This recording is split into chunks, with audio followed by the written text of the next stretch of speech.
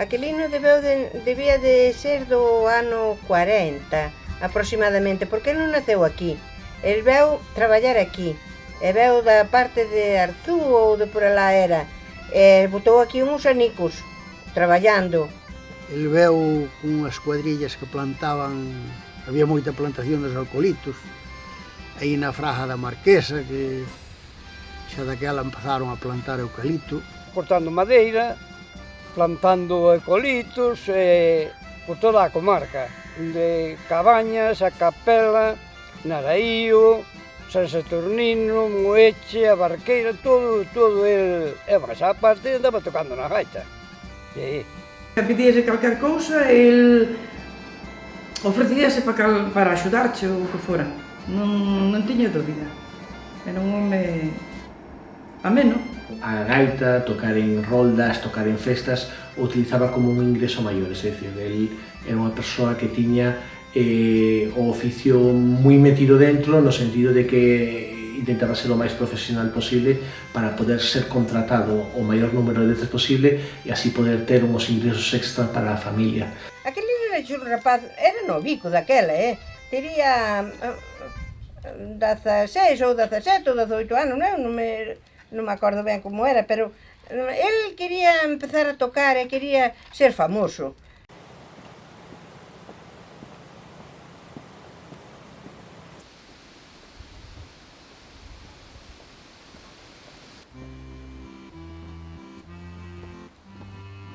Daquela casi todas as romerías traían os gaiteiros, que era a cousa que máis mérito tiña. Había o Biscordel, había o San Roque, que íbamos de merenda.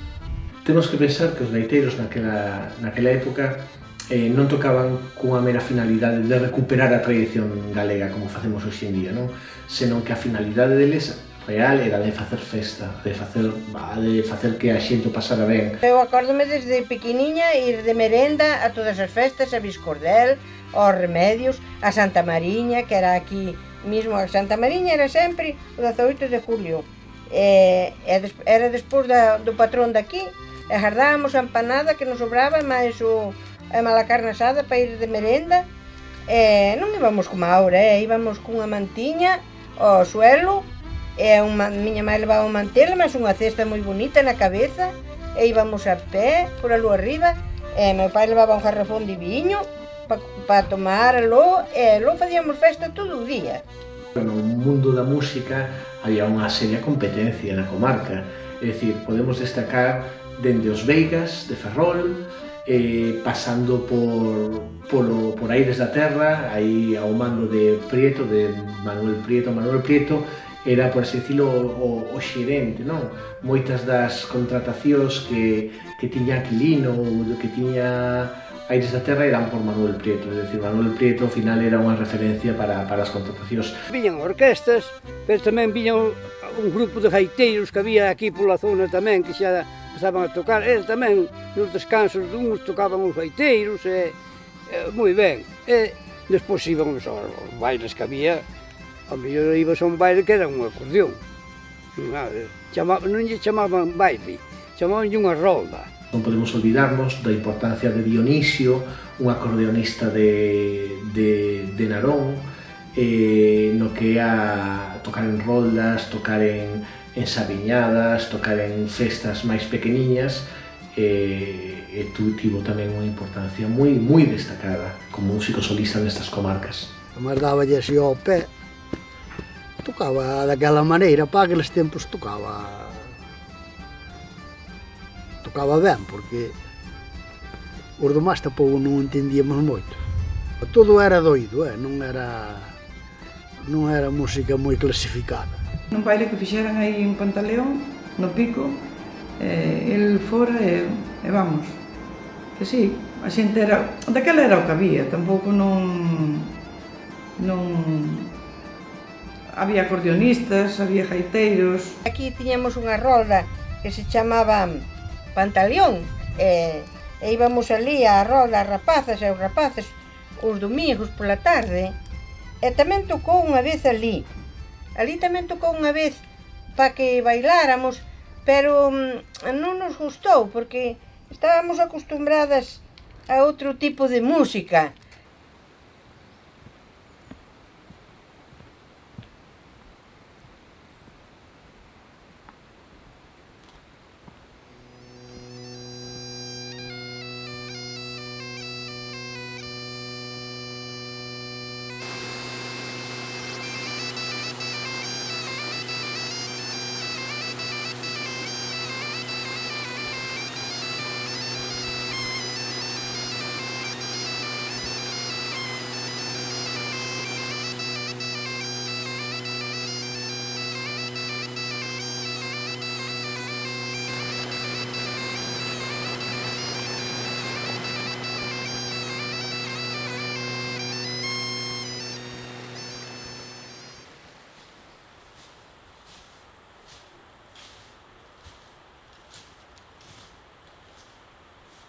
Non había tanta gaita como hai agora.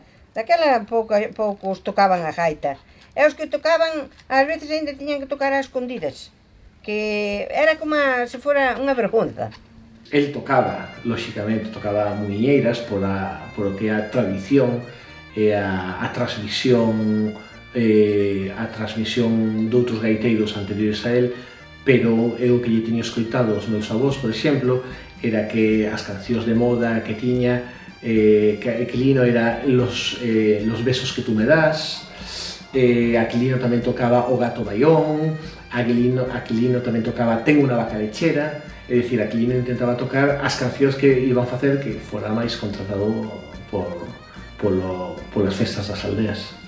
Nas follas do maínzo, nas fías que fiaban alá, entonces aí había xuntanzas, mas despois polas casas tamén se iba moceando, claro.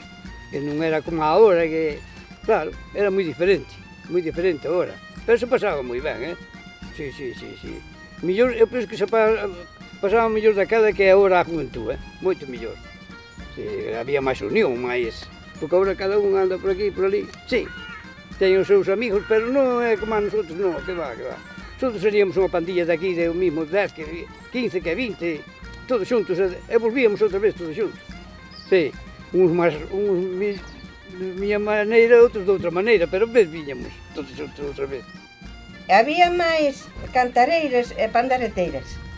Daquela nas fías, cando se xuntaban a xente para preparala lá no inverno, para facer a roupa, que se facían calcetís e chaquetas e cousas desas de lá. Daquela sí que se xuntaban as mulleres, todas. Aquí nesta casa tamén houve fiadeiras, e iban coas máquinas de fiar, hoxe aquí, mañá ali e pasado no outro lado. E daquela sí que se cantaba e se bailaba e facían festa, mas ben. E viñan tamén os rapaces para mocear coas rapazas. Non lle gustaba mocear ca rapacería, Era un home moi... como dicirche... apartado... e non deixou ningún raíz aquí na lei, o sea, non deixou ninguna rapaza así que el lle gustara, pero en cambio marchouse nos anos 60 pa Alemanha, emigrando, e nunca volveu. Contáronme de que tiña unha filla alá, ainda que eu non conozco nin non sei nada dela. A ver se ela se anima a volver por aquí para saber algo do pai, por onde andaba, ou que é o que facía, que amistades lle quedaron, algo.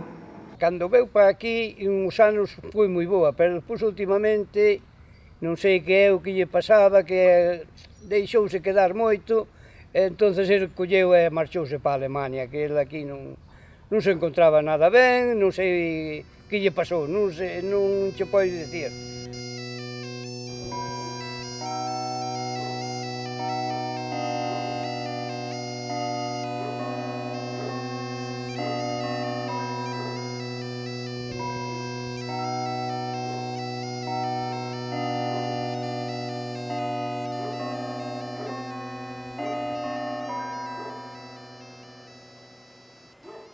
Son fotografías festas, en procesións e tal. Hai algunha fotografía posiblemente de algún gaiteiro, de gaiteiros anónimos. Os gaiteiros antiguamente nas festas pois era o máis básico, non, dunha festa. Os que actuaban nos palcos eran as orquestas. Entón os gaiteiros, hai moi poucas fotos de gaiteiros. Hai algunha foto por aí en algunha casa de algún gaiteiro que poidera ser os gaiteiros anónimos, pero que se saiba dese gaiteiro en concreto, pois non. Poucos fotógrafos había. Non sei se hai un cuadro del que o fixera un aprendiz de Bazán, que daquela xa era a xente máis preparada en Bazán, e creo que lle fixera un cuadro, pero fotos non había. Nas aldeas escaseaban as máquinas de retratar.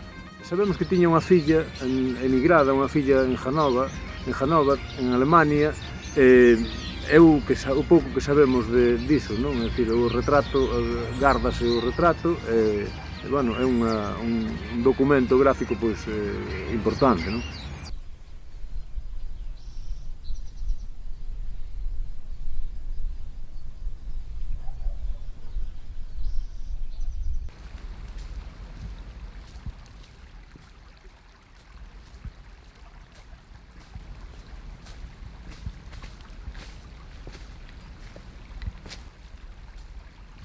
O retrato agora mesmo forma parte do patrimonio concello, é unha satisfacción contar con un gaiteiro, con un retrato dun gaiteiro daquela época, non hai moitos, entón para o concello é unha satisfacción contar dentro do seu patrimonio pois con un retrato desas características, que ten artísticamente pois tamén un cuadro interesante.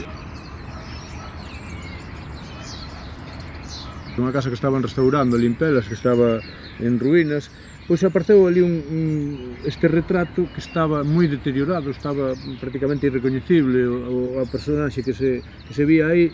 Trouxéronlo para o concello porque sospeitaban, os que o atoparon, a xente que o veu, que podía ser aquel gaiteiro que tiñan os recordos del, non? Aquel gaiteiro, aquel aquilino que tocaba a gaita nas festas, que tan bons recordos tiñan.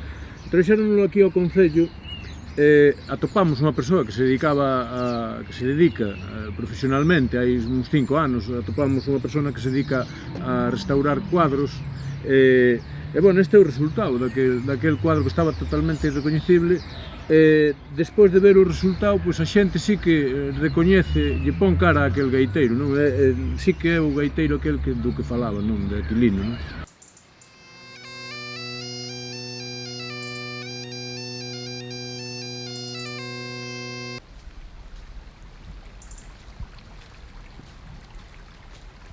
Festival do Río Castro, que aquí xa che digo, ven uns conjuntos aquí de música folk, pero moi ben.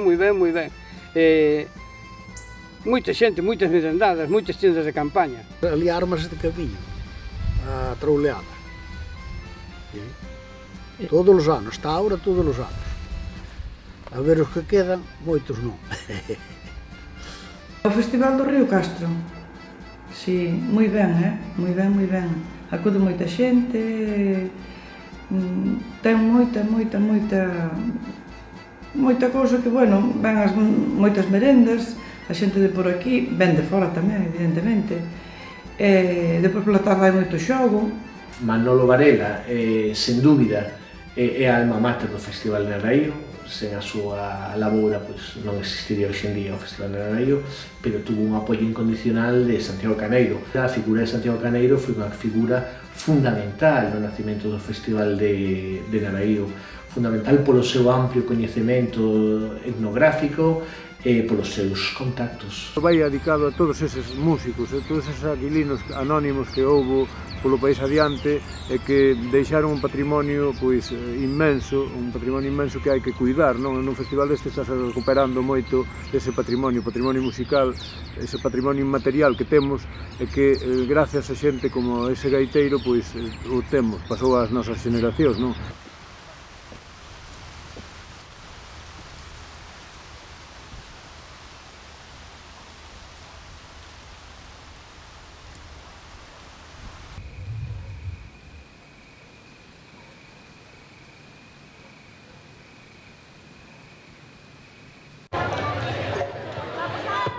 Vamos a comenzar con un repaseño así por cousas que se facían dos gaiteiros e ainda se fan, cousas dos gaiteiros e de general da tradición de todos estes puebliños que, sin darnos conta, pouco a pouco se van indo, pouco a pouco, os artistas populares.